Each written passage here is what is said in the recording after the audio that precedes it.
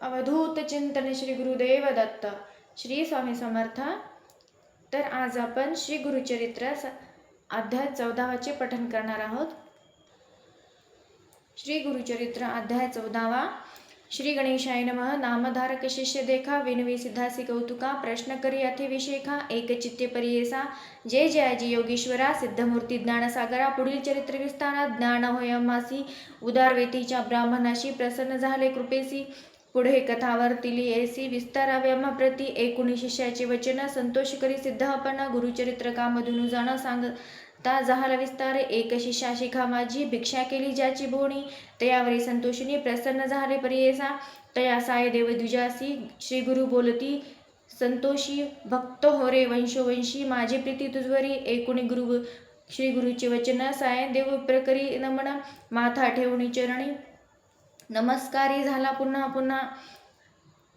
तुझी महिमा वर्णावयाशी, शक्ती कैची आम्हासी, मागेन एक आता तुम्हासी, ते कृपा करुणी. गुरुमूर्ती ऐसी विनती करुणी, पुनरपी विनवी गुरुचरणी, सेवा करुणी द्वार येवनी महाक्रूर असे. प्रति संवत्सरी ब्राह्मणाशी घात करीतो जीवीसी, याची कारणे आम्हासी बोलवी तसे याजी. जाता तया जवळी आपण, निश्चय घेई माझा प्राण, भेटी झाली तुमचे चरण, मरण केसे आपणासी. संतोषिनी श्री गुरुमूर्ती अभयंकर आपुले हाती, विप्रमस्तकी ठेवी तू चिंता न करवी म्हणून या. भय सांडूनी तुम्हा जावे, क्रूर यवना भेटावे, संतोषिनी प्रिय भावे, पुनरपी पाठवी आम्हापासी. जोवरी तू परतून येसी, असो आम्हा भवनी, तू आलिया संतोषी जाऊ आम्ही येथुनी. तुझे वंश पारंपारी, सुखे नांदेवी पुत्रपौत्री, अखंड लक्ष्मी तया घरी, निरोगी होती शतायुषी. ऐसावर लाधून निघे सायन देव ब्राह्मण, जेते होता तो यवन गेला त्वरित. तया जवळी कालांतक एमजेसा, यवन दुष्ट परियेसा, ब्राह्मणा ते पाहता कैसा, ज्वालारूप होता झाला. विमुख होणी ग्रहात गेला यवन कोपात, विप्र झाला भयचकित, मणी श्री गुरुशी धातसे. कोप आलिया ओळंबयासी, केवी स्पर्श अग्नीसी, श्री गुरु कृपा होय ज्याशी, काय करील क्रूरदृष्ट गरुडाची पिलियांसी, सर्पतो कविनीसी ग्रासी. तैसतया ब्राह्मणासे असे कृपा श्री गुरुची, काय खांदी सिंहासी ऐरावत केवी ग्रासी. श्री गुरु कृपा होय ज्यासी, कलिकाळाचे भय नाही, ज्याचे हृदय श्री गुरु स्मरण, त्याची कैसा भय दारुण. काळ मृत्यून बाधे जाण, अपमृत्यू काय करी, ज्याशी नाही मृत्यूचे भय, त्याचे यवन असे तो काय. श्री गुरु कृपा होय ज्यासी, यमाचे भय नाही, ऐसे परी तो यवन. अंतपुरात जाऊन सुप्तृप्ती केली भ्रमित होऊन, शरीर स्मरण नाही त्यासी. हृदय ज्वाळा होय त्यासी, जागृत होणी परियेसी, प्राणांतक प्रवेथेसी, कष्टतसे ते वेळी, स्मरण झाले ते वेळी, धावत गेला ब्राह्मणाजवळी, लोळतसे चरण कमळी, म्हणे स्वामी तुची माझा, ऐसे पाचारिले कवणे, जावे त्वरित परतुनी, वस्त्रे भूषणे देवणी, निरोप देतो वेळी. संतोषिनी द्विजवर आला ग्रामा वेग वक्त्र, गंगातीरी ऐसे वासर, श्री गुरुचे चरण दर्शना. देखुनिया श्री गुरुशी नमन करी तो भावेसी, स्तोत्र करी बहुवसी, सांगे वृत्तांत अद्यात.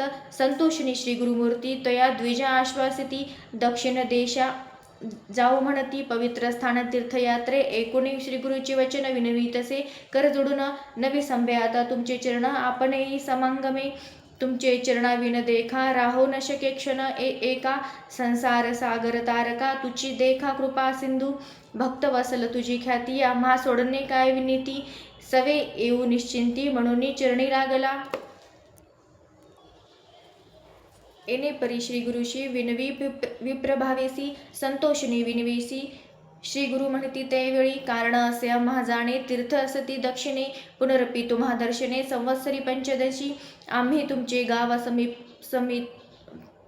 समीपत वास करू हे निश्चित. कलत्र पुत्र इष्ट भ्रात मिळून भेटा तुम्ही आम्हा, न करा चिंता असाल सुखे, सकळ अरिष्ठे गेली दुखे, म्हणून हस्त ठेवीती मस्तके, भाक देती ते वेळी. समस्त शिष्या समवेत श्री गुरु आले तीर्थ पाहात, प्रख्यात असे वैद्यनाथ तेथे राहिले गुप्त रूपे.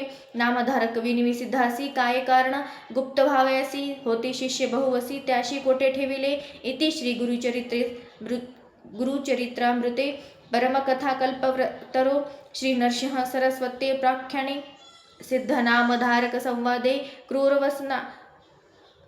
क्रूरवसन शासन सायनदेव वरप्रदानम नाम चतुर्दशाध्याय. श्री गुरु दत्तात्रय प्रणमस्तु. श्री गुरुदेव दत्त. ओवी संख्या 39. ओम.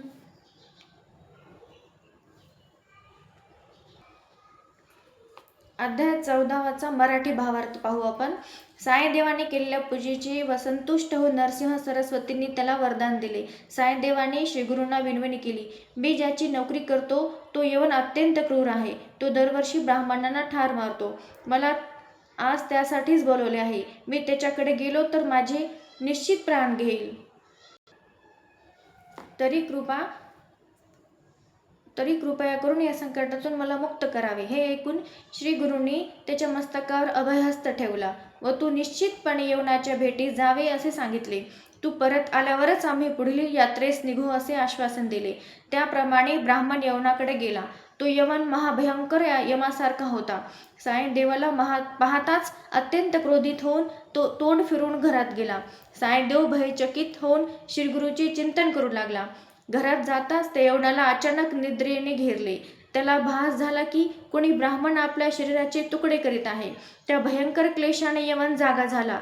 त्याने मग साईदेवाला न मारताच त्याच्या पाया पडून, तुला येथे कोणी बोलवले, आता लवकर परत जा असे म्हणून त्याने त्याला वस्त्रभूषण देऊन निरोप दिला. साईदेवाने आनंदाने लगेच आपल्या गावी वासरक्षेत्र गंगात्री गुरुचरणाचे दर्शन घेण्यासाठी गेला. श्रीगुरूंना त्याने घडलेला सर्व वृत्तांत सांगितला. श्रीगुरू संतुष्ट होऊन दक्षिणेतील तीर्थयात्रास जाण्यास निघाले. तेव्हा साईदेव श्रीगुरूंना म्हणाले, आपली भक्तवत्सल अशी कीर्ती आहे, तेव्हा मी आपल्या सेवेत अखंड राहण्यासाठी आपल्याबरोबर येऊ इच्छितो. तेव्हा श्रीगुरू त्याला म्हणाले, मला दक्षिणेस तीर्थयात्रेला जाणे काही कारणाने आवश्यक आहे. मी तुला 15 वर्षांनी पुन्हा दर्शन देईन. तेव्हा तू मला पुत्र पौत्र व स्त्रीसह भेट. चिंता नको करूस, सुखाने संसार कर. अशा प्रकारे साईदेवाचा निरोप घेऊन श्रीगुरू वैद्यनाथ क्षेत्री गेले. ओम दत्तु गुरुवे नमो नमः. श्री स्वामी समर्थ महाराज की जय.